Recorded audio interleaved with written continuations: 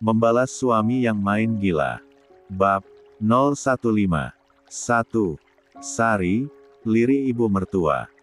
Tidak apa-apa Bude, ini memanglah tugasnya Sari. Sari kan memang pembantu di sini. Ucap Sari sambil menekan kata pembantu. Saat mengatakannya ia sempat melirik ke arahku. Apa maksudnya coba? Dasar aneh. Sari pun pergi dan mulai mengerjakan apa yang aku perintahkan. Jangan berbuat semena-mena Alia, ingat kamu ini sedang hamil, kamu tidak takut susah saat nanti melahirkan karena zalim kepada orang yang di bawah kita. Dahiku pun mengerit sempurna mendengar ucapan ibu. Jadi ibu bilang kalau perbuatanku pada Sari ini zalim. 2. Jadi ibu menganggap aku telah zalim ke Pasasari. Tanyaku pada ibu mertua. Ya kalau bukan zalim lalu ini apa namanya Alia? Menindas yang kecil. Itu sama saja namanya zalim. Tegas ibu mertua berucap dan memvonisku telah berbuat zalim ke Sari. Sepertinya otak ibu mertua konslet deh. Masak menegur kinerja pembantu dibilang zalim. Lalu apakah kelakuannya yang membenarkan anaknya melakukan perselingkuhan bahkan sampai berbuat zina disebut apa? Apakah mereka juga tidak sadar apa yang telah mereka lakukan kepadaku itu juga sudah zalim? Mereka kompak membohongiku, membodohiku dan kompak merampok uangku, lalu apa yang pantas disebut kelakuan mereka sekeluarga?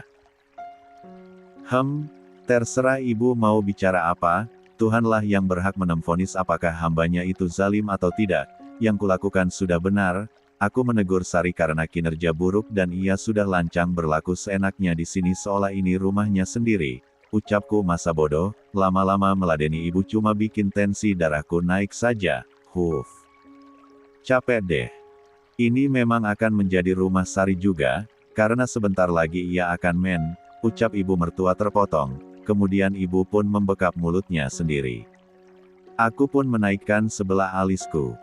Nah loh, hampir keceplosan kan mau bilang kalau Sari akan menikah dengan anak ibu itu. Hahaha. Kenapa tidak dilanjutkan saja Bu? Aku sudah tahu sejak jauh-jauh hari kok. Bikin gemes deh muka ibu yang terlihat salah tingkah gini. Pengen ku uyal-uyal lalu ku warnai dengan krayon terus dikasih tinta hitam. Hahaha. Sari akan apa Bu? Mi apa? Kok gak dilanjut ucapannya? Tanyaku pura-pura tidak tahu. Itu Mi. Ucap ibu mertua tergagap. Sudahlah, pokoknya kamu harus bersikap baik sama Sari, Sari itu anak teman ibu, bisa berabe kalau nanti Sari mengadu yang tidak-tidak di kampung sana, bisa tercemar nama ibu sekeluarga. Elak ibu lalu melengos begitu saja dari hadapanku. Ya segitu doang. Baru mau keceplosan sedikit tapi sudah ciut aja nyali ibu, kemana perginya sikap arogannya tadi. Aku pun menyusul Sari yang sedang memberaikan area baca buku. Aku masuk dan langsung duduk di sebuah sofa tunggal, aku duduk diam sambil memperhatikan Sari yang sedang mengelap-elap rak buku. 3. Sari yang tadinya berwajah masam dan mulutnya manyun seketika berubah salah tingkah ketika aku masuk ke ruangan ini. Yang bersih ngelapnya, tuh yang di pojok saja juga dilap. Ucapku menegurnya. Iya Bu, jawab Sari. Sekilas aku bisa melihat mulut Sari yang ngedumel, aku pun tersenyum miring. Dasar, seharusnya ia tuh bersyukur karena aku yang menjadi majikannya, aku ini tidak ribet orangnya, asal pekerjaan para art bagus, aku tidak akan bertingkah seperti ini, kalau majikan lain pasti si Sari sudah kena omel yang membuat mentalnya kena. Kamu gimana sih Sar, itu yang di sebelah sini belum kamu lap, kok sudah berpindah yang di sana? Tegurku lagi. Iya Bu, maaf kelewatan, ucap Sari. Tuh yang itu tuh, belum kamu lap, yang di sana juga belum kamu lap, gimana sih, kamu itu sebenarnya bisa berberes gak sih? Kok kerjaanmu kayak anak SD? Ucapku yang memang fakta. Kulihat Sari ini kerja asal-asalan, tangannya asal ngelap aja tanpa memastikan yang dilap itu sudah bersih atau belum. Maaf Bu, mungkin karena aku sudah lelah jadi tidak fokus ngerjainnya. Ucap Sari beralasan. Dasar, banyak aja alasannya.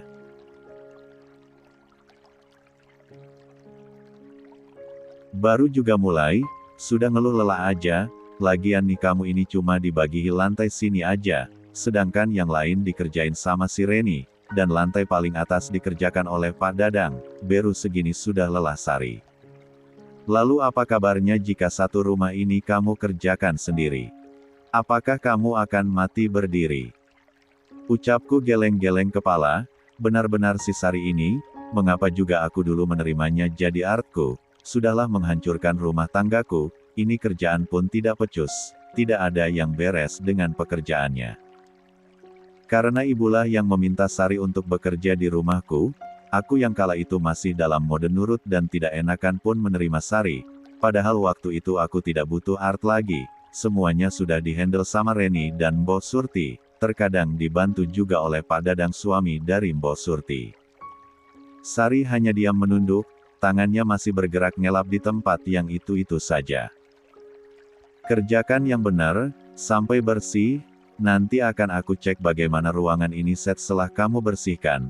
Oh ya jangan lupa setelah ini bersihkan juga ruang game dan juga balkon, walau jarang disentuh manusia, tapi tempat itu harus bersih, ucapku tegas lalu berlalu meninggalkannya.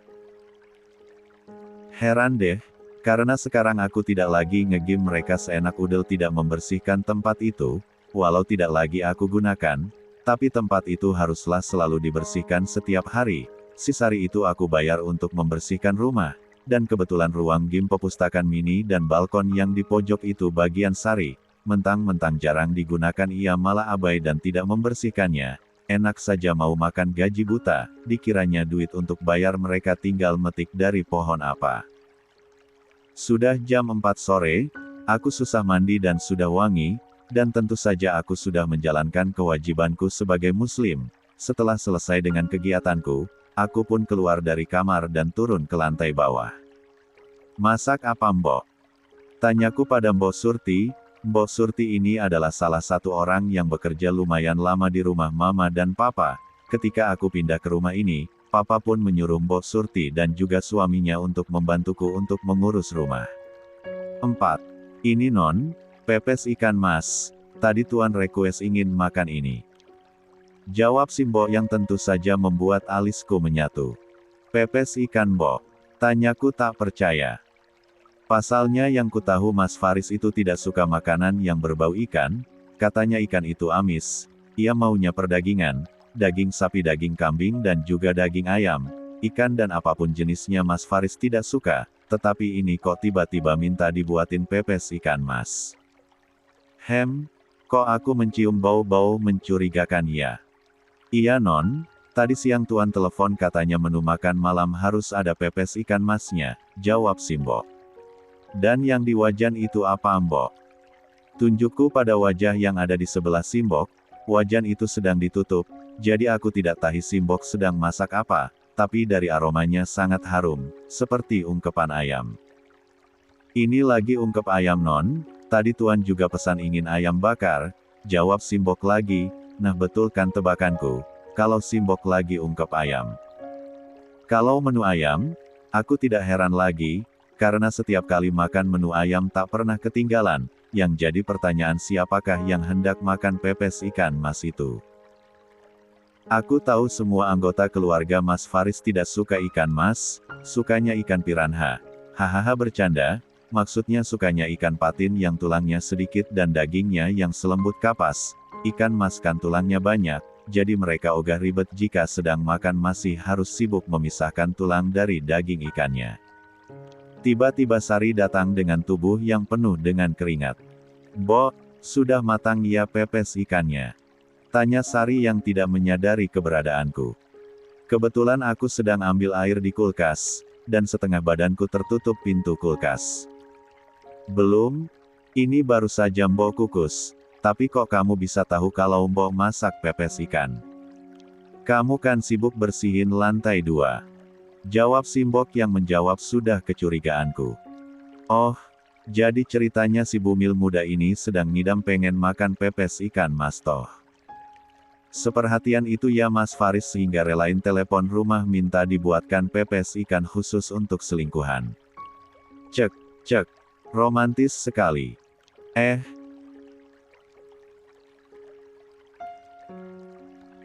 Dari baunya saja aku sudah tahu kok Mbok kalau Mbok bikin pepes ikan. Aku kan pecinta perikanan Mbok, jawab Sari sedikit kaget. Tapi cuma sebentar selebihnya ia sudah menguasai kembali keadaan. Hidungmu tajam juga ya Sar. Sudah kayak kucing aja sehingga tahu ikan apa yang ada di balik bungkus daun pisang. Ucapku seraya menutup pintu kulkas. Sari pun terlihat kaget saat baru menyadari keberadaanku. Ibu. Gagap Sari. Kamu sudah selesai membersihkan ruangan yang aku suruh tadi Sar? Tanyaku seraya duduk di bangku yang memang tersedia di ardapur. 5. Sudah Bu, jawab Sari. Jangan lupa, besok bersihkan lagi, setiap hari kamu harus memberikannya, tidak boleh absen, mengerti? Ucapku. Mengerti Bu, jawabnya. Aku pun mengangguk. Sudah sana mandi, bau ketekmu sampai kecium di hidungku. Cetusku mengusirnya, memang benar kok, bau keteknya sangat menyengat sehingga membuatku mual. Sari mengangguk kemudian berlalu ke kamarnya. Mbok, di kulkas masih ada ikan masnya gak? Tanyaku. Masih Non, ada 2 ekor lagi di kulkas, tadi Mbok cuma bikin seekor karena yang suka ikan mas kan cuma Non doang, jawab Simbok yang memang sudah hafal kesukaan orang rumah ini. Aku mengangguk, lalu mengeluarkan seekor lagi ikan masnya. Non mau ngapain? Tanya Simbok keheranan. Aku mau bikin pepes lagi Mbok, tiba-tiba si dedek juga minta makan pepes ikan, rasanya kurang kalau makan seekor saja. Ucapku sambil nyengir. Oh, biar Mbok saja Non kan sudah cantik begini, nanti malah bau amis. Gak udah Mbok, pasti Mbok sudah lelah karena masak sebanyak ini. Mbok lanjut bikin ayam bakarnya aja, biar ini aku yang kerjain sendiri. Ucapku. Baiklah, terserah Non aja. Mbok pun fokus membuat ayam bakar, sedangkan aku fokus membuat pepes ikan spesial teruntuk bumil muda yang sedang ngidam. Aku pun mencari sesuatu kembali di dalam kulkas dan akhirnya ketemu juga. Aku pun menambahkannya ke dalam pepes yang kubuat lalu tersenyum penuh arti kepada pepes spesial yang sudah jadi. Tinggal dikukus lalu pepes pun siap disantap. Mbok, tadi kulihat si Sari juga pengen pepes ikan ya Mbok, jadi ini yang lidinya ada 2 khusus untuk Sari ya Mbok, nanti tolong Mbok sisihkan dan berikan ke Sari. Ucapku memberikan 2 buah pepes yang sudah kubuat. Wah, Non perhatian sekali pada Sari. Padahal Sari itu sangat susah dikasih taunya tapi Non masih baik juga sama Sari. Ucap Mbok berdecak kagum. Kan sesama manusia harus saling baik dan mengasihi Mbok, kalau Mbok pengen juga ambil saja Mbok, sisain 1 untuk aku, dan ingat yang lidinya ada 2 itu khusus untuk Sari ya Mbok. Ucapku lagi mengingatkan Mbok agar tidak salah ketika nanti memberikannya pada Sari. Iya Non tenang saja. Mbok belum pikun kok Non, hehehe. Ucap Mbok sambil cengengesan. Aku pun tersenyum penuh arti, sudah tidak sabar melihat reaksi Sari saat membuka pepes spesial dariku, pasti ia kaget dengan isinya, hehehe. 6. Tin. Suara klakson terdengar dan tak lama suara deru mobil terdengar masuk ke garasi. Alia pun buru-buru mencuci tangannya supaya tidak bau amis. Non, itu sepertinya Tuan Faris sudah pulang. Ucap Mbok Surti memberitahu Alia. Iya Mbok terusin masaknya ya, aku mau sambut Mas Faris dulu, kata Alia. Mbok Surti pun mengangguk, memang inilah tugas Mbok Surti. Alia pun berjalan keluar dari dapur dan menuju ke ruang tamu. Harusnya kamu bersyukur Mas Faris, karena aku kamu yang awalnya hanya supir kini dipanggil Tuan oleh semua orang, cek. Cek, lelaki memang tamak. Gerutu Alia membatin. Sayang, ucap Faris seraya tersenyum saat melihat sang istri tercinta sudah ada menunggunya di ruang tamu. Alia pun membalas senyuman Faris. Sudah pulang Mas? Tanya Alia basa-basi. Sudah sayang, Mas kangen banget sama kamu. Kata Faris dan hendak memeluk Alia. Eits, Mas cuci tangan dulu, takut kena sawan nanti. Cegah Alia.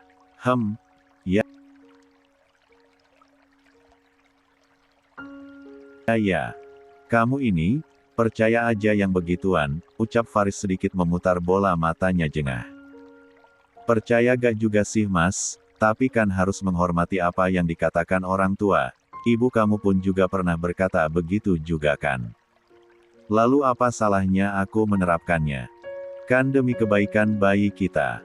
Kata Alia sambil mengiringi jalan suaminya. Mas mandi dulu sayang, gerah banget rasanya. Kata Faris sambil membuka jas dan kemejanya. Mandilah mas, kata Alia acuh. Kamu gak siapin air hangatnya sayang? Tanya Faris heran. Enggak, mas langsung mandi aja pakai shower. Aku gak mau terlalu sering ke kamar mandi, takut kepeleset. Jawab Alia beralasan. Faris pun tidak mempermasalahkan hal itu lagi. Selama sebulanan ini memang istrinya agak malas untuk mengurusi kebutuhannya. Istrinya selalu mengeluh lelah dan sebagainya. 7. Faris pikir mungkin itu efek perut Alia yang semakin membesar, jadi Faris biarkan saja Alia sesuka hatinya. Faris pun berlalu ke kamar mandi tanpa kata. Selesai sholat maghrib, Alia dan Faris pun turun ke bawah untuk makan malam. Keduanya turun menggunakan lift untuk ke lantai bawah. Saat sampai di meja makan, ternyata kedua mertuanya sudah berada di sana. Farah dan Fahri entah di mana keberadaannya sehingga mereka tidak ikut makan malam bersama. Alia dan Faris pun duduk di kursinya masing-masing. Mata Faris pun tertuju ke piring yang berisi 2 buah pepes ikan. Sari mana bu? Tanya Faris yang lupa kalau ada sang istri di sampingnya. Gegara melihat pepes pesanan sang calon istri, Faris jadi lupa tempat. Sari. Ya ada di belakang, kan istrimu melarangnya untuk makan bersama kita. Jawab Bu Siti melirik sinis pada menantunya. Faris mengerjap matanya ketika tersadar kalau ada sang istri di antara mereka.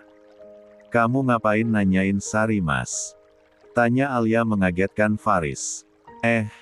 Itu. Lihat pepes ikan aku teringat Sari kalau Sari itu juga suka ikan. Jawab Faris sedikit gugup. Kamu kok tahu kalau Sari suka pepes ikan? Sudah seperti mantan pacarnya aja, celetuk Alia tepat sasaran. Jelek. Faris pun gelagapan dan salah tingkah. Hahaha, kamu ini sayang, aku dan Sari kan satu kampung. Dulu kami juga sering bermain bersama sehingga aku sedikit tahu kalau ia suka ikan. Jawab Faris sambil tertawa sumbang. Oh, Alia pun hanya beroh ria. Mas, terima kasih ya, sudah perhatian sekali sama aku, sampai kamu bela teleponin Mbok dari kantor cuma untuk membuatkan pepes ikan mas untukku. Mas tahu aja kalau aku sangat suka ikan, lanjut Alia yang dalam sekejap merubah ekspresi wajahnya menjadi bahagia. Ia pun tersenyum manis menatap sang suami laknut. Faris pun merasa sedikit gusar, ia pun membalas senyuman dengan terpaksa. Iya sayang, jawab Faris yang merasa berat. Kemudian Alia pun mulai mengambil pepes lalu dibukanya dan menghirup aromanya. Harum sekali mas bau pepesnya, kelihatannya lezat dan segar, pasti bayi kita suka. Kata Alia sembari mengelus perutnya yang besar, Alia sengaja melakukannya untuk mengerjai Faris. Melihat perut besar Alia, Faris pun jadi teringat anaknya yang ada di perut Sari. 8. Sayang, kan itu pepesnya masih ada 1, berikan saja pada Sari, kasihan dia, pasti juga pengen makan ikan, ia kan sama penyuka ikan kayak kamu. Ucap Faris hati-hati. Kedua orang tua Faris pun acuh dengan anak dan menantunya, keduanya fokus memakan makanannya masing-masing. Sari. Jar Alia yang mulai merubah mimik wajahnya, Alia pun menatap menyelidik pada Faris.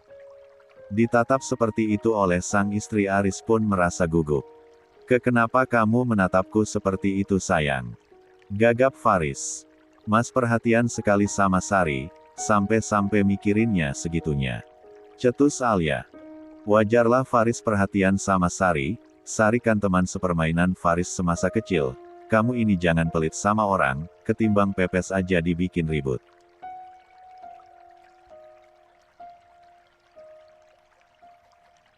Timbrung Bu Siti. Siapa yang pelit? Aku loh sudah kasih mereka bagian, tadi aku sudah suruh Mbok Surti menyisihkan pepes untuk makan semua orang, dan Sari juga dapat kok, Ibu Suzon aja ngatai aku pelit. Jawab Alia yang sudah berani menjawab perkataan ibu mertuanya. Ia bilang kayak dari tadi kalau Sari sudah mendapatkan jatah makan malamnya, gerutu Bu Siti. Aku bukan majikan zalim yang tak memberi makan pekerjanya Bu, lagi pula kalian ini aneh. Sama Sari perhatian sekali sudah kayak si Sari itu calon menantu baru ibu. Celetuk Alia. Sontak saja, perkataan Alia barusan pun membuat Faris, Bu Siti dan Pak Bandi pun tersedak. Uhuk. Faris yang parah tersedaknya, bahkan sampai terbatuk-batuk, ia pun meminum air putih sebanyak-banyaknya untuk meluruhkan daging ayam bakar yang tersangkut di tenggorokannya. Alia, kalau bicara itu jangan asal, lihatlah kita semua keselak karenamu. Ucap Bu Siti kesal, ia jadi ikut tersedak karena ucapan menantunya yang tepat sasaran. Maaf Bu, aku hanya heran saja, karena perhatian kalian ke Sari itu sangat berlebihan, melebihi perhatian kalian terhadapku yang notabene-nya menantu ibu. Jawab Alia acuh, sama sekali tidak merasa bersalah karena sudah membuat mereka semua tersedak berjamaah. Malah Alia berharap mereka sampai mati saja, kan biar viral, mati karena tersedak ayam bakar, mantul gak tuh judulnya. Hehehehi. Alia pun sudah menghabiskan satu bungkus pepes ikan, dan ia pun mengambil lagi pepes ikan yang satunya. Faris membiarkan saja karena ia sudah tenang Sari sudah mendapatkan bagiannya. Walau tidak bisa makan bersama, tidak apa bagi Faris yang penting ngidamnya Sari sudah keturutan. Rakus amat makan pepes sampai 2 bungkus, celetuk Bu Siti yang masih merasa dongkol pada menantunya. Bukan rakus Bu, tapi kan ada bayi Mas Faris yang harus aku kasih makan, aku mana kenyang jika makan cuma secuil. Jawab Alia acuh, ia pun menikmati pepes ikan mas buatan Mbok Surti. Sedangkan di dalam sebuah kamar, Sari tengah bahagia karena sebentar lagi ia akan makan pepes ikan mas yang diidam-idamkannya sedari tadi pagi. 9. Mencium aroma sedap yang menguar dari daun pisang merembuat air liur Sari sampai menetes, perutnya yang lapar pun tambah keroncongan. Sari membawa makan malamnya ke dalam kamarnya karena males kalau harus berkumpul dengan para babu di rumah ini. Sebentar lagi Sari kan akan jadi nyonya seperti Alia, jadi ia merasa sudah tidak level berkumpul dengan mereka semua. Dari baunya harum sekali. Gumam Sari, Sari pun buru-buru membuka pepes ikan mas. Dan saat pepes sudah terbuka lebar, senyum Sari pun luntur seketika. Apa ini? Kata Sari sambil melotot matanya. Kenapa cuma kepalanya doang dan ini ikan teri? Ucap Sari yang memandang marah pada pepes yang baru dibukanya. Mereka pikir aku kucing apa? Bos Surti. Pekik Sari kencang. 10. Sari merasa marah luar biasa, sekaligus merasa terhina, bisa-bisanya ia dikasih pepes kepala ikan dan juga ikan teri, memang dipikir ia kucing apa. Bahkan sampai menangis karenanya, sudah dari tadi pagi ia kepengen makan pepes ikan mas, tetapi yang dihadapannya ini malah kepalanya saja. Mana baunya sangat menggugah selera lagi, tapi sayangnya tidak bisa dimakan lantaran cuma kepalanya saja, yang bisa dimakan hanya ikan terinya, tapi Sari malas karena ia sudah merasa sangat bosan dengan ikan teri. Di kampung Sari sudah kerap kali makan ikan teri, dan kini ia sudah tidak mau lagi memakan ikan kecil kering itu. Bagi Sari yang akan naik derajat jadi nyonya, Sari pun menganggap ikan teri sebagai makanan rakyat jelata, dan sudah tidak sudi lagi memakannya lagi. Bos Surti yang mendengar Sari berteriak memanggil namanya pun bergegas menghampiri Sari di kamarnya. Sari, ada apa? Kok teriak-teriak? Tanya Mbok Surti yang sudah sampai di ambang pintu kamar Sari. Bo apa-apaan kasih aku pepes kepala ikan dan teri. Mau mengejek aku ya? Ujar Sari melotot marah pada Mbok Surti. Mbok Surti pun melongo mendengar ucapan dari Sari. Jangan haho saja dong Mbok. Mbok kenapa kasih aku pepes yang isinya cuma kepala ikan dan teri?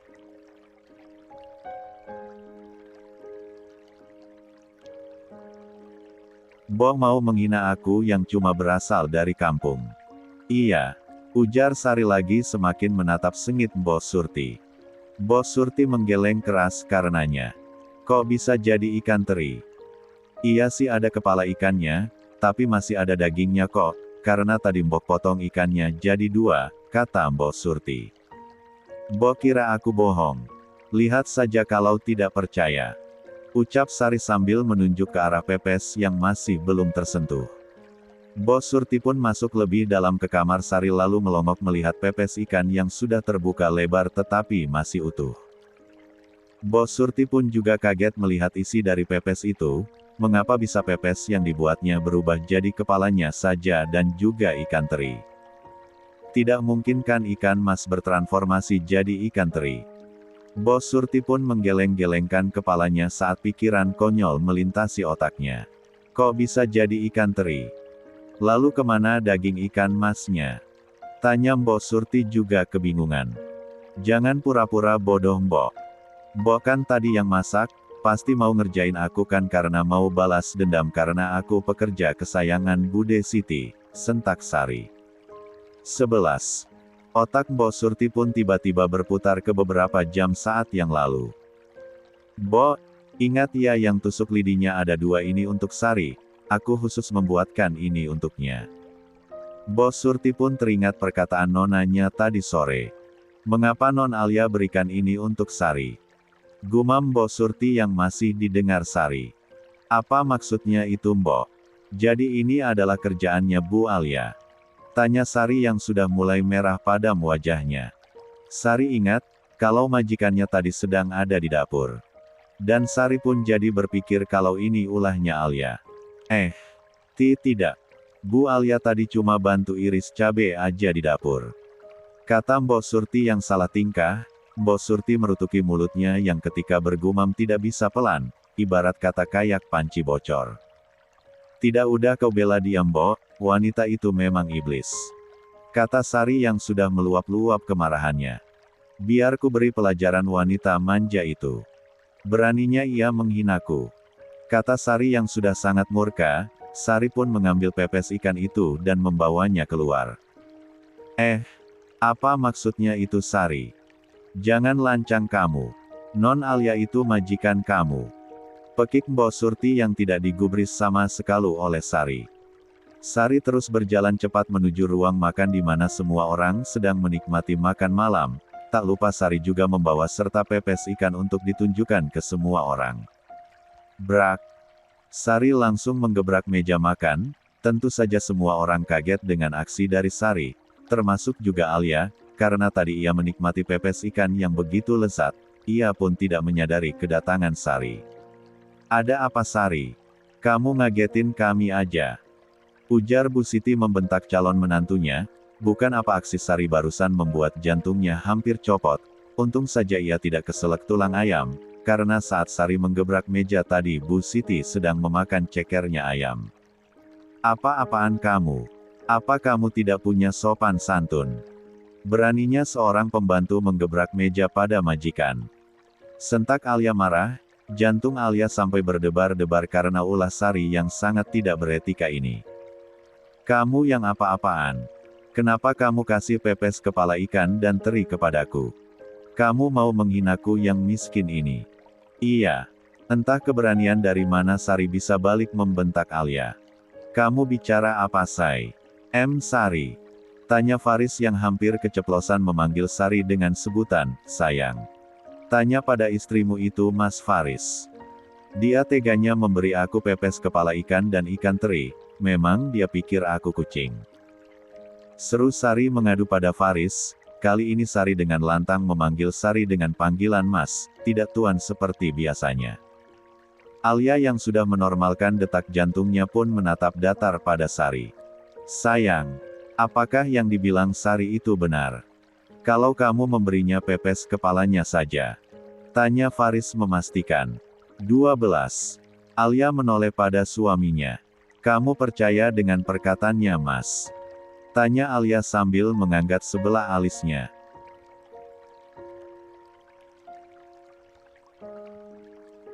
Harus percaya, lihatlah aku ada buktinya. Potong Sari cepat, lalu ia pun meletakkan pepes ikan miliknya ke atas meja. Semua orang yang melihatnya pun terkejut kecuali Alia, wajahnya datar, sangat datar sedatar papan triplek. Kamu keterlaluan Alia. Jadi kamu kasih pada Sari. Faris pun memarahi sang istri. Aku tanya kamu percaya dengan Sari Mas? Tentu percaya, itu sudah ada buktinya. Seru Faris yang masih menatap marah pada sang istri. Faris bisa membayangkan betapa kecewanya Sari saat melihat pepes itu, padahal Sarilah yang tengah ngidam ingin makan pepes ikan mas, tapi malah istrinya yang menikmatinya sedangkan Sarj hanya dikasih kepalanya saja. Sungguh keterlaluan, pikir Faris. Kalau aku bilang tidak, apakah kamu percaya Mas? Tanya Alia lagi. Alia ingin mengetes sebesar apa rasa kepercayaan Faris kepadanya. Aku lebih percaya bukti Alia. Nyatanya buktinya sangat konkret, kata Faris. Alia mengangguk, dan tersenyum miris. Nyatanya kepercayaan Faris kepadanya hanya setipis tisu, itu pun sudah terbagi jadi dua. Apakah memang seperti ini jika lelaki punya dua wanita? Akan lebih percaya yang baru ketimbang yang lama. Istrimu sengaja kasih aku kepala ikan mas Faris, itu karena dia tidak suka kepadaku. Buktinya ia tidak memperbolehkan aku untuk makan lagi bersama kalian. Ujar Sari memanasi keadaan. Apakah kamu tidak berpikir kalau Sari telah memakan daging ikannya lalu menyisakan kepalanya saja dan kemudian menambahkan ikan teri mas? Bisa saja Sari memanipulasi pepes itu dan membuat huru hara di rumah ini.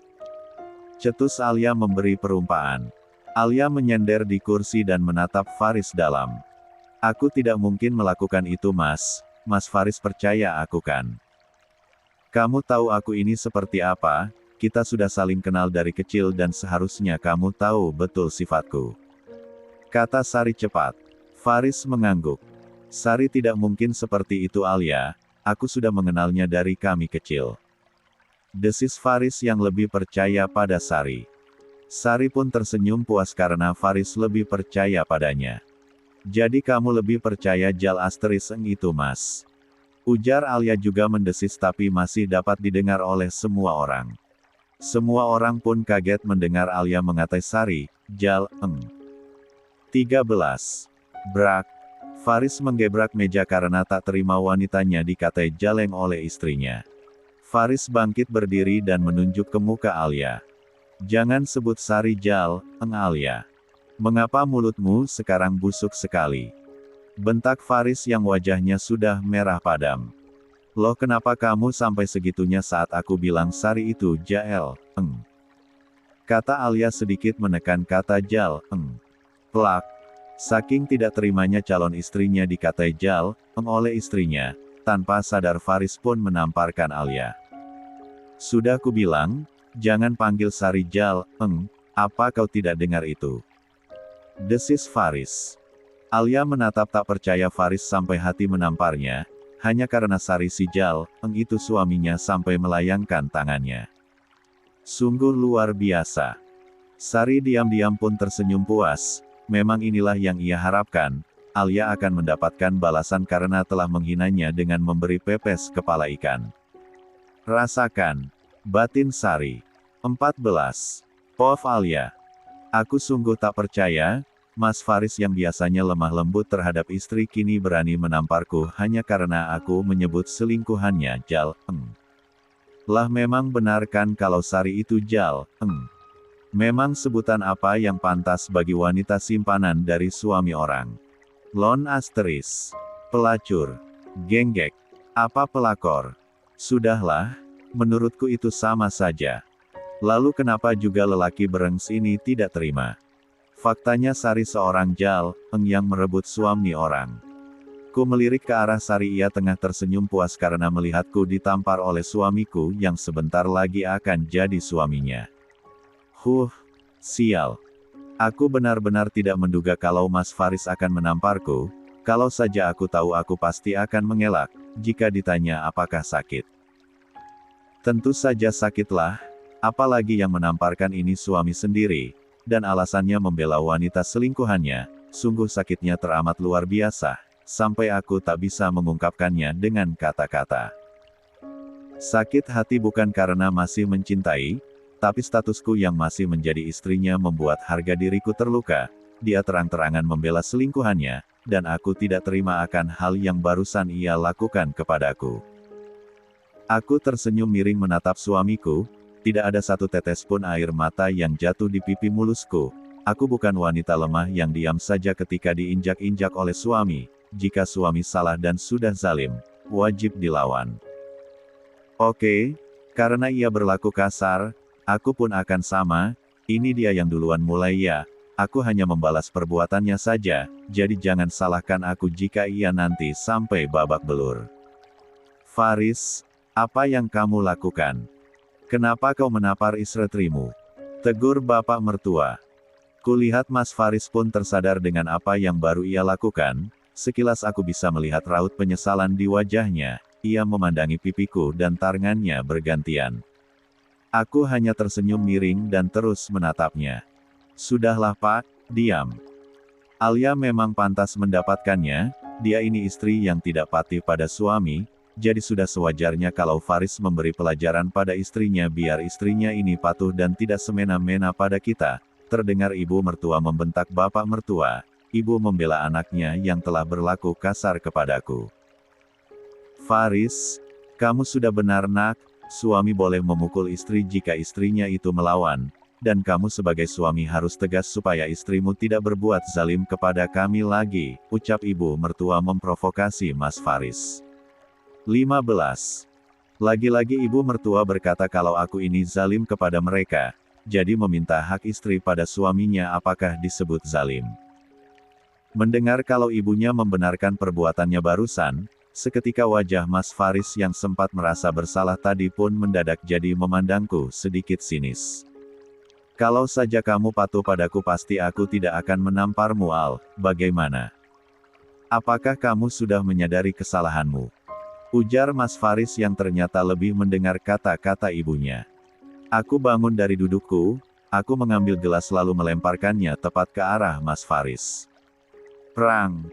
Gelas berisi air pun mendarat mulus di jidat Mas Aris, seketika darah mengucur di sudut jidatnya. Ark! Kudengar Mas Faris merintih kesakitan. Dasar cemen. Baru segitu saja sudah kesakitan. Faris. Mas Faris. Terdengar kedua mertua dan Sari berteriak memanggil nama Mas Faris saat aku menghantamkan gelas ke kepala Mas Faris. Alia, apa-apaan kamu? Bentak Mas Faris sambil menyeka jidatnya yang mengeluarkan darah. Aku pun berjalan mendekatinya sambil menyeringai. Apa-apaan kamu bilang? Aku, ya mau membalas perbuatanmu barusan kepadaku. Desisku pelan tapi ku yakin mereka masih mendengarnya. Tanpa babi bu, aku pun menonjok wajah Mas Faris yang sok kegantengan itu. Memang ganteng sih, tapi bagiku tidak lagi. Di mataku, Mas Faris ini hanya sampah yang lupa daratan. Sudah dipungut dari sampah dan didaur ulang tapi ia lebih memilih kembali ke tong sampah hanya demi memungut belatung. Tak hanya sampai di situ, aku terus meninju wajahnya berulang kali dengan kekuatan penuh. Aku yang memang petarung pun seketika membuat wajah tampan Mas Faris jadi tak berbentuk. Mas Faris yang menerima tinjuan bertubi-tubi dariku pun jatuh tersungkur ke lantai. Aku yang merasa sakit hati atas segala pengkhianatannya padaku pun melampiaskannya di hari ini. Bak. 16. Aku menendanginya tiada henti, pasti tubuhnya remuk karena mendapatkan tendangan maut dariku. Aku tidak memperdulikan teriakan dari ketiga orang yang menyuruhku berhenti. Aku seolah melampiaskan segalanya pada Mas Faris, tapi Mas Faris memang layak mendapatkannya kok. Karena ialah pelaku utama atas kehancuran pernikahan kami. Walaupun kekerasan tidak dianjurkan, tetapi bagaimana ya? Rasanya tangan ini gatal sekali ingin menonjoknya yang tak tahu diri ini. Ark! Hentikan! Teriak Mas Faris, tapi tak aku perdulikan, karena perutku yang besar sedikit menyulitkanku dalam bergerak bebas. Pak, kenapa diam saja? Cepat hentikan wanita gila itu. Terdengar pekikan ibu. Tak lama, Bapak mertua pun berhasil mendekap tubuhku dan otomatis aksiku menghajar anaknya pun terhenti.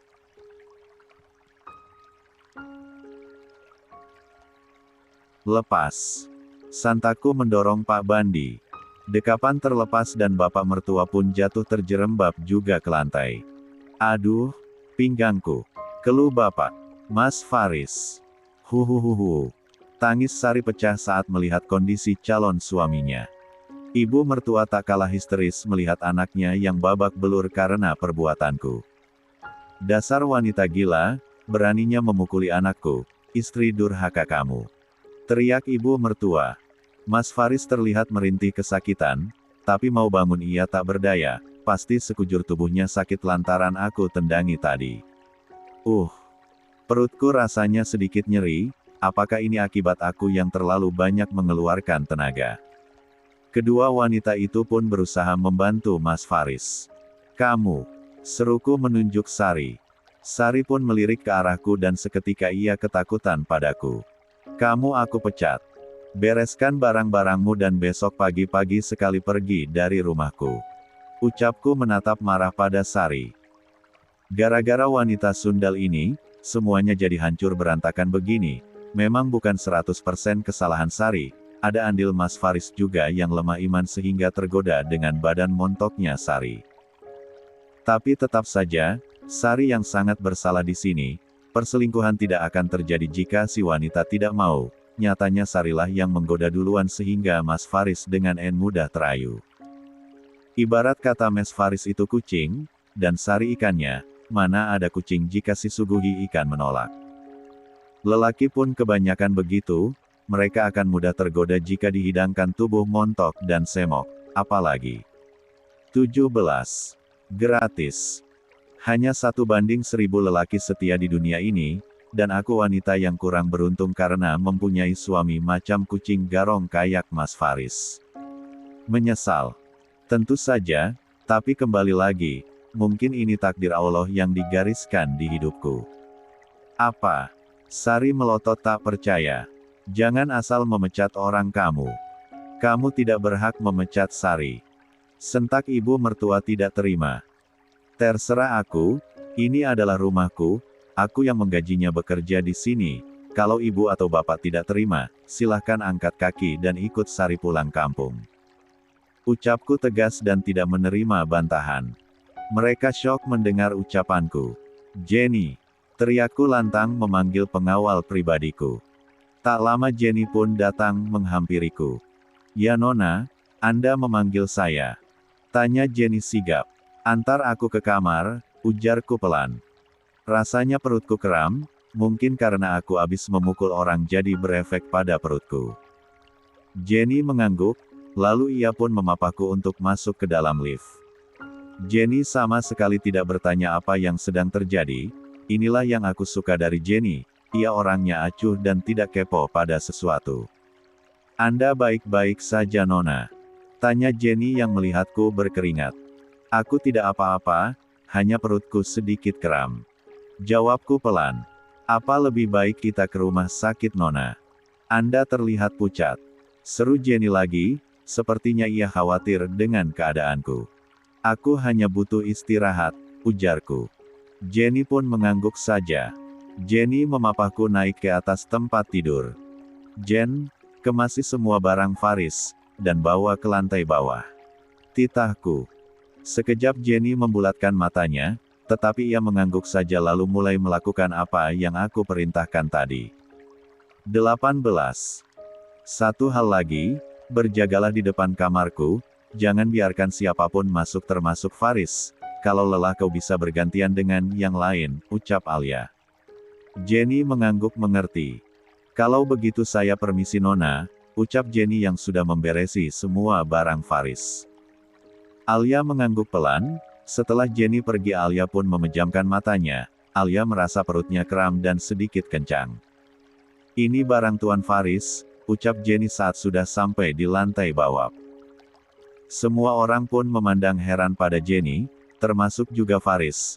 Faris yang babak belur sedang diobati oleh Sari dan dibantu juga dengan Bu Siti. Apa maksudnya itu? Barang Faris. Tanya Bu Siti. Nona bilang,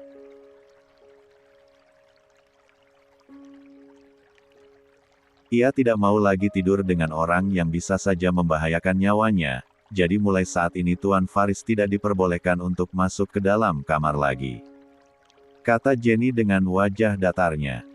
Jangan mengada-ngada kamu Jenny, mana ada suami istri tidur terpisah. Sungut Bu Siti. Sedangkan Faris diam saja, semua badannya terasa remuk, wajahnya pun terasa sangat sakit, bibirnya keluh dan terasa sakit jika digunakan untuk berbicara. Saya hanya menjalankan perintah Bu, kata Jenny. Mana wanita itu?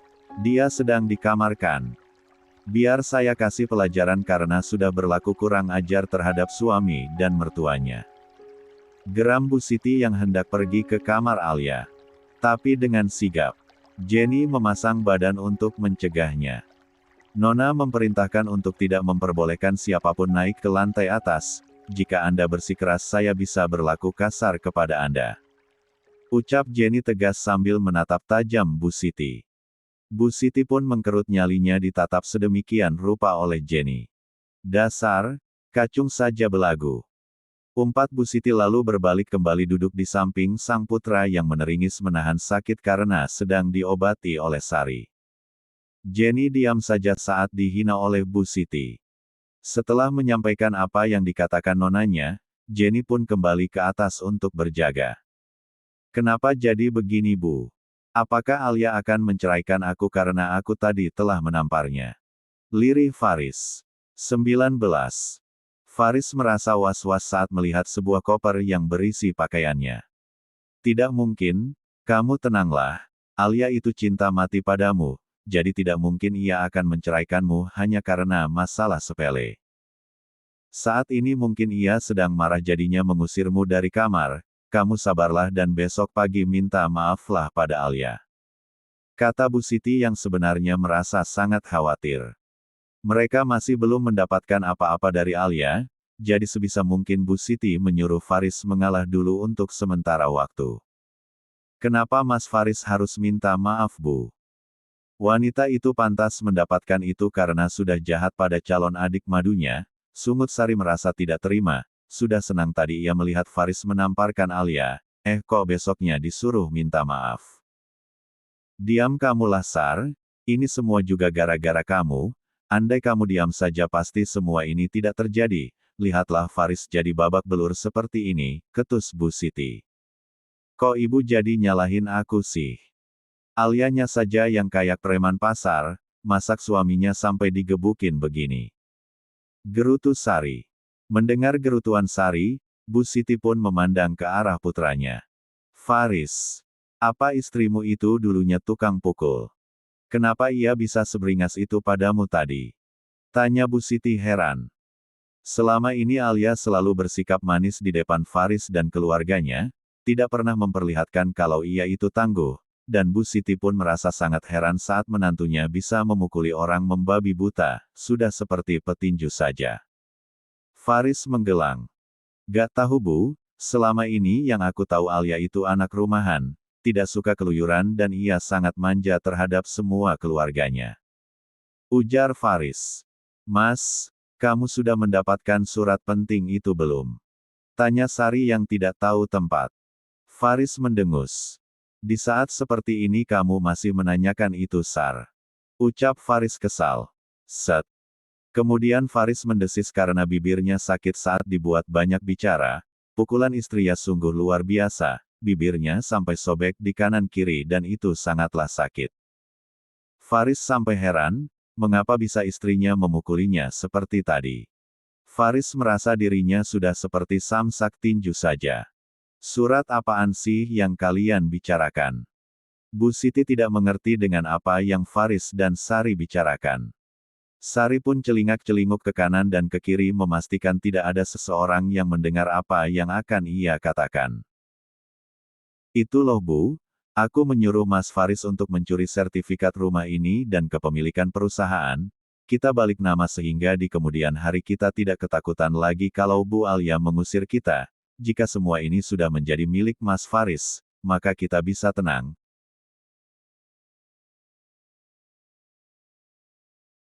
dan jika Bu Alia berulah kita bisa usir balik dia. Jelas Sari. 20. Menggebu-gebu. Mata Bu Sari sampai membola mendengar ucapan dari calon menantu keduanya ini. Pintar kamu Sari. Kenapa aku tidak berpikir sampai sana ya? Selama ini aku hanya menyuruh mengambil sedikit demi sedikit hartanya Alia. Kamu benar, jika semua ini bisa menjadi miliknya Faris, kita tidak lagi takut kalau saja Alia menceraikan Faris. Kata Bu Siti membenarkan. Sari pun tersenyum manis karena calon ibu mertuanya Saru server dengannya. Dengarkan Mas, ibu saja mendukung ideku. Bagaimana apakah kamu sudah mendapatkan surat-surat itu? Tanya Sari kembali. Faris menggeleng. Aku belum menemukannya, jawab Faris pelan. Saat pertama kali menyarankan hal itu, Faris sudah mencoba mencarinya, dan hasilnya nihil. Tidak ia temukan dimanapun. Entah di mana istrinya itu menyembunyikannya, sehingga Faris sulit menemukannya. Jangankan surat berharga itu, semua berlian koleksi Alia juga tidak ada dimanapun. Kalau begitu, ikuti saran ibu Mas, kamu minta maaf pada Bu Alia dan baik-baikin dia lagi. Jika ada kesempatan kamu carilah lagi surat-surat itu. Aku yakin Bu Alia pasti menyembunyikannya di suatu tempat. Ujar Sari yang sudah kayak bunglon, tadi saja ia marah saat calon suaminya disuruh minta maaf. Sekarang malah dirinya yang meminta Faris minta maaf pada Alia, mana disuruh dibaik-baikin pula. Kalau semua sudah menjadi milikmu Mas, kamu bisa kapan saja menceraikannya. Seru Sari lagi. Aku tidak akan pernah menceraikan Alia Sar, lirih Faris. Mata Sari mengerjap. Loh kenapa? Karena aku cinta dia, kata Faris lagi. Dada Sari pun bergemuruh mendengar pernyataan Faris yang mencintai istrinya. Kamu bilang kalau kamu mencintai aku Mas. Kata Sari menahan isak tangis. Benar, aku mencintaimu, tapi aku juga sangat mencintai istriku. Aku ingin memiliki kalian berdua. Jadi tidak ada salah satu dari kalian yang akan aku tinggalkan. Kita bertiga akan hidup bersama-sama sampai tua. Kata Faris yang tidak ingin kehilangan istrinya. Selain menginginkan Sari, Faris juga sangat mencintai Alia. 21. Sari dan Alia adalah wanita yang sangat Faris inginkan, yang satu berwajah cantik dan yang satu berbodi montok, cocok sudah. Dan Faris tidak akan melepaskan keduanya. Sari menampilkan senyum terpaksa pada Faris, untuk saat ini ia akan mengalah, tapi tidak di lain waktu. Jika nanti ia sudah jadi istri sah Faris, dan semua harta sudah menjadi milik Faris, Sari pun akan membongkar semuanya. Sari yakin, jika Alia tahu pengkhianatan Faris, Alia pasti akan menceraikan Faris. Tolong antar aku ke kamar tamu Sar, aku mau beristirahat. Pinta Faris. Lagi-lagi Sari mengangguk, Sari bangkit dan membantu memapah calon suaminya untuk pergi ke kamar tamu. Keesokan paginya, setelah tidur semalaman penuh, kini Alia pun bangkit dan hendak pergi ke kamar mandi. Kantung kemihnya terasa penuh karena semalaman ia tidur kayak orang mati, sangat lelap dan tidak terbangun sama sekali. Selesai buang air kecil, Alia pun hendak memakai kembali celana. Tetapi betapa kagetnya Alia saat ada flek darah di celana dalamnya. Apa ini? Gagap Alia. Alia yang khawatir pun segera memakai celana lalu ia bergegas keluar. Alia membuka pintu dan ada Jenny yang sudah sigap di depan pintu. Jen, antar aku ke rumah sakit sekarang juga. Kata Alia yang terlihat sangat tegang. Apa ada sesuatu Nona? Anda tidak apa-apa. Anda terlihat pucat sekali. Ucap Jenny mulai khawatir dengan keadaan nonanya. Aku takut sesuatu terjadi pada bayiku Jen, jadi antar aku ke rumah sakit, cicit Alia. Walau Alia sangat benci terhadap Faris, tapi Alia sangat sayang pada bayi yang dikandungnya. Seberengsek apapun Faris, ia tidak harus membenci juga calon anaknya ini. Anak ini sudah ia nantikan sedari dulu, jadi ia akan tetap sayang karena ini juga darah dagingnya.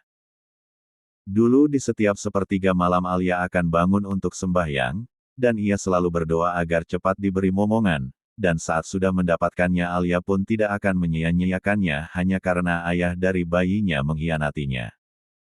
Seperti halnya sang mama yang tetap menyayanginya walau ayahnya selalu mengkhianati mamanya. "Nona, darah apa itu?"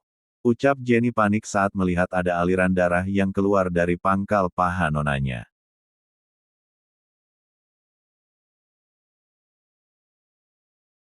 Dek 22. "Nona, darah apa itu?"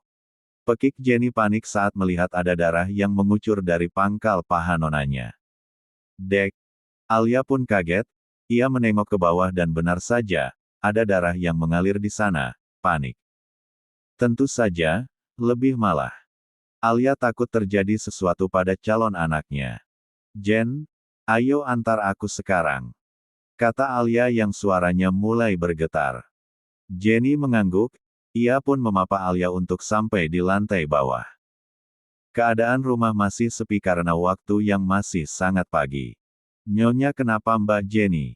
tanya Mbok Surti yang tak sengaja melihatnya. Hanya para art yang sudah bangun karena harus bekerja, terkecuali Sari. Sari yang merasa spesial di rumah itu pun selalu bangun siang. "Ini Mbok, sepertinya Nona pendarahan," seru Jenny yang terus meneruskan jalannya memapa Alia. "Astagfirullah," ucap Mbok Surti saat ia melihat juga darah di kaki Alia. "Tunggu. Saya ikut Mbak Jenny," seru Mbok Surti yang juga merasa khawatir. Mbok Surti juga sayang pada majikannya ini, dulu dia juga selalu ikut dalam menjaga Alia waktu kecil. Jenny mengangguk.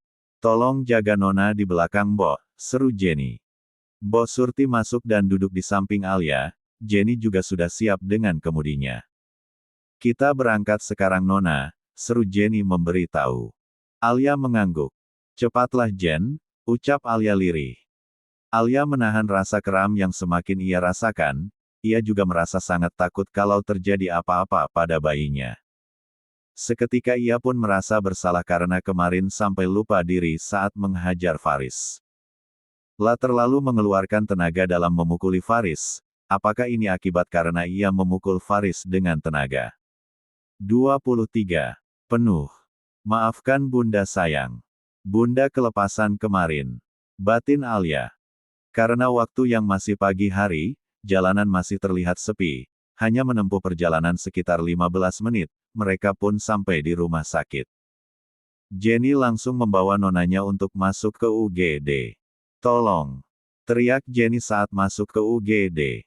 Dengan sigap suster yang menjaga pun segera memberi pertolongan pada Alia.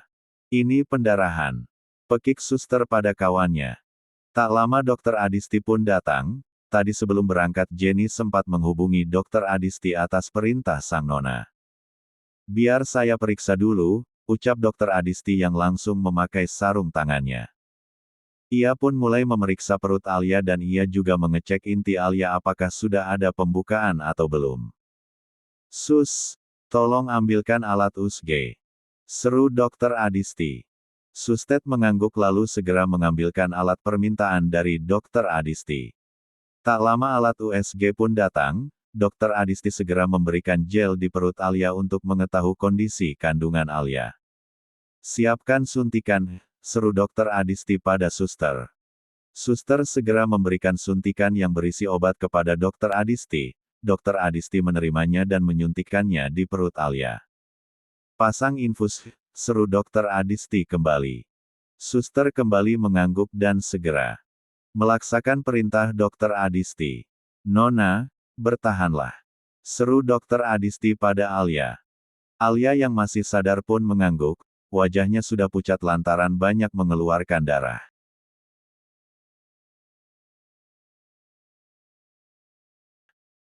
Setelah menunggu 10 menit lamanya, Dokter Adisti pun bisa bernafas lega.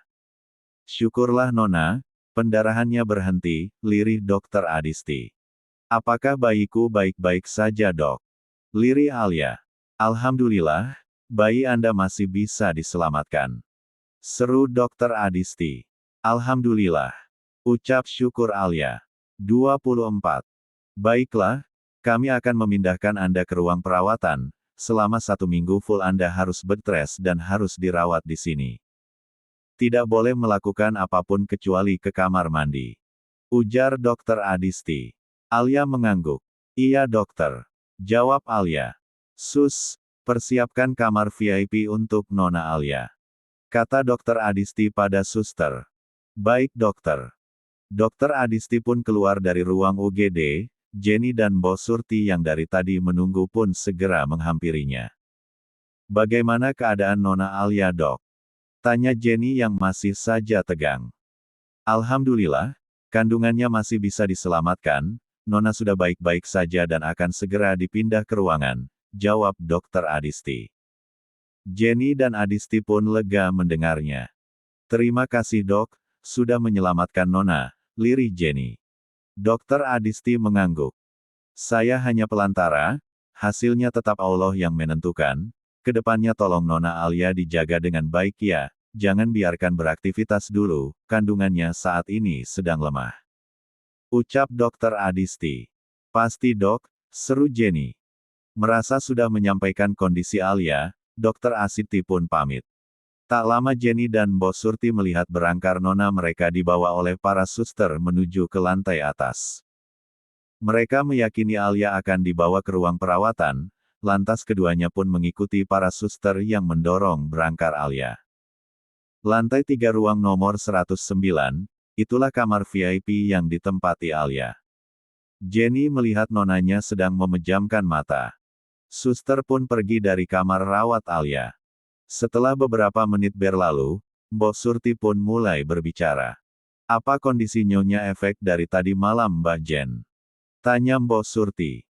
Mungkin Bo, aku yakin, dari melihat bentukan wajah Tuan Faris Nona pasti memukulnya dengan penuh semangat sampai ia lupa kalau sedang hamil. Kata Jenny. Bos Surti mengangguk. Benar Mbak, tadi malam aku mengintip kalau Nyonya sangat lincah saat memukul Tuan Faris. Ia meninju dan 25. Menendang seperti orang kesetanan. Ucap Bos Surti membenarkan. Semalam Bos Surti mengikuti Sari sampai di ruang makan, Bos Surti hanya melihat saja tidak berani mendekat. Tak menyangka, nonanya kena tampar dari suaminya hanya karena membela Sari. Bos Surti bahkan sampai heran, mengapa tuannya itu membela seorang pembantu sampai segitunya. Apakah ada sesuatu? Lebih kaget lagi saat melihat nonanya dengan berani melawan, nonanya bahkan membalas tamparan dari suaminya beribu kali lipat, sampai wajah tuannya babak belur tak berbentuk.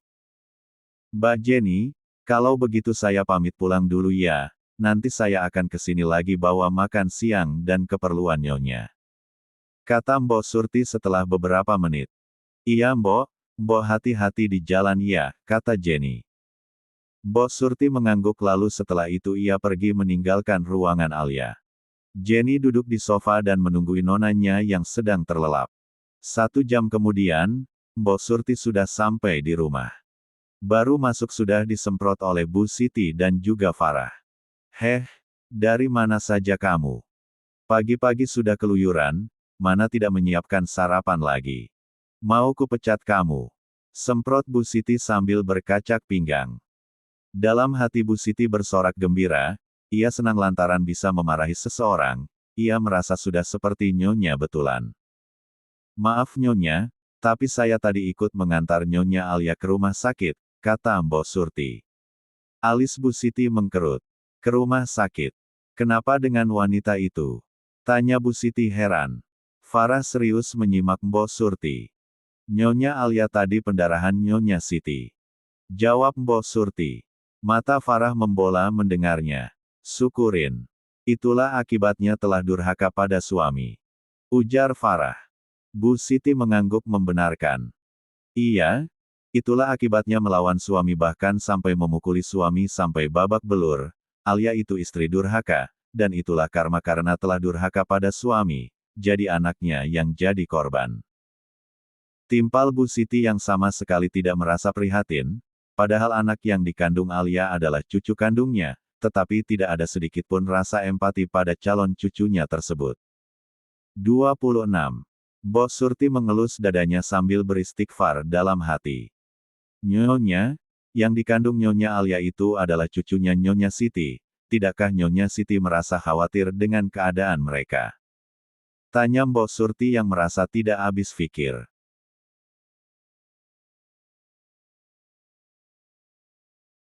Khawatir sih, tapi pada cucuku saja, sedangkan pada wanita itu. Cuih. Ogah. Aku doakan biar dia mati saja. Istri durhaka itu pantasannya mati dan masuk neraka. Ucap Bu Siti yang sudah kadung sangat membenci menantunya, karena Alialah anaknya jadi kesakitan dan wajahnya babak belur sampai tidak bisa dikenali. Di dalam benaknya, alangkah baiknya jika menantunya itu mati saja sehingga semua warisan akan diturunkan pada putranya, Faris. Benar-benar dangkal pikiran Bu Siti ini. Astagfirullah. Ingatnya, Nyonya Alia itu menantunya Nyonya, itu artinya beliau juga anaknya Nyonya, pantaskah Nyonya mendoakan anak sendiri meninggal? Seru Mbok Surti. Bu Siti mendengus kesal. Heh, pembantu. Ingat. Ucapan Bu Siti terhenti saat kedatangan seseorang. Assalamualaikum, seru seorang lelaki tampan dan rupawan. Waalaikumsalam. Kinan. Jawab Farah dengan mata yang berbinar-binar. 27. Mas, kok perasaanku dari tadi gak enak ya? Rasanya ulu hatiku nyeri tapi tidak sakit, kayak nyesek gitu. Dan aku kepikiran terus dengan Alia, apakah terjadi sesuatu dengan Alia Mas? Kata Aisyah pada sang suami, entah mengapa Aisyah merasa tiba-tiba gelisah tak menentu, dan ia selalu terbayang-bayang pada sang putri. Entahlah sayang, tapi Mas akan coba cari tahu, kata Vano yang langsung mengambil ponselnya untuk menghubungi Indonesia. Saat ini pasangan parubaya itu tengah liburan ke Swiss untuk mempererat jalinan kasih di antara keduanya, bisa disebut bulan madu yang entah kesekian. Keduanya tidak pernah bosan untuk menghabiskan waktu berdua selama ada waktu senggang.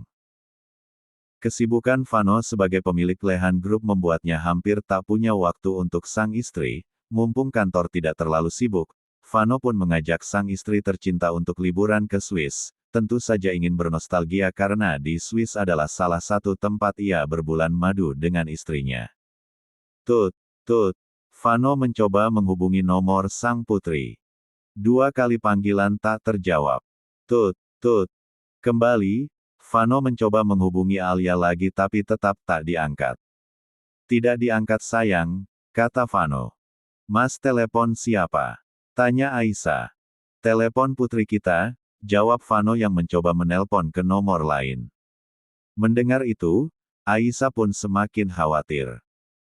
Sudah 2 malam ini ia memimpikannya sang putri yang sedang menangis. Posisi putrinya dalam mimpi sedang menggendong seorang bayi dan berdiri di pinggir jurang sambil menatap pilu ke arah seberang. Di seberang jurang ada sepasang lelaki dan perempuan yang pergi meninggalkan putrinya. Aisyah tidak melihat dengan jelas wajah mereka, tetapi melihat putrinya bersedih. Tentu saja Aisyah juga ikut bersedih. Sampai terbangun dari tidurnya pun Aisyah masih merasakan sedih yang di hati sampai nyesek. Aisyah merasakan sesuatu, tapi entah apa itu, tidak bisa dijelaskan dengan kata-kata. 28. Telepon Jenny pun tak diangkat, kata Vano. Mas, ku rasa ada sesuatu pada putri kita, ucap Aisyah yang mulai khawatir luar biasa, bahkan matanya sudah berkaca-kaca karenanya. Tenang dulu sayang, Mas akan telepon satu orang lagi, sebentar, kata Vano. Melihat istrinya seperti itu, Vano pun jadi ikut khawatir. Vano tahu perasaan seorang ibu itu tidak bisa dianggap sepele, ada ikatan batin di antara ibu dan anak itu. Halo Kinan, seru Vano saat panggilannya dijawab oleh sang putra. Ya, Vano menelpon putra pertamanya, yaitu Kinan. Ya Pak, kata Kinan. Ken, tolong kau pergilah ke rumah kakakmu, cari tahu keadaannya, mamamu dari tadi gelisah selalu memikirkan kakakmu. Takut terjadi sesuatu padanya, kau tengoklah cepat dan segera hubungi papa atau mama. Perintah Vano pada sang putra. Ya Pak, jawab Kinan singkat. Cepat ya, papa tunggu kabar darimu, kata Vano lagi. Ya Pak, Jawab Kinan lagi yang seperti tidak punya kata selain itu, hanya, ya Pak, saja yang membuat orang yang mendengarnya ingin menampol wajahnya. Tut, panggilan pun berakhir. Kinan Mas. Tanya Aisyah. Vano mengangguk. Kamu tenanglah, kita tunggu kabar dari Kinan, kata Vano. Aisyah mengangguk pelan. Melihat istrinya lesu tidak bersemangat, Vano pun mendekati sang istri lalu mendekapnya erat.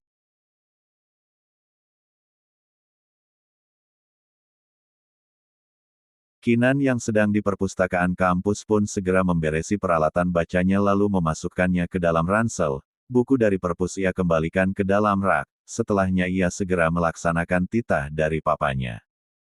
Kinan, kau sudah mau pulang? Tanya seorang gadis berkacamata, gadis itu duduk tak jauh dari Kinan duduk tadi.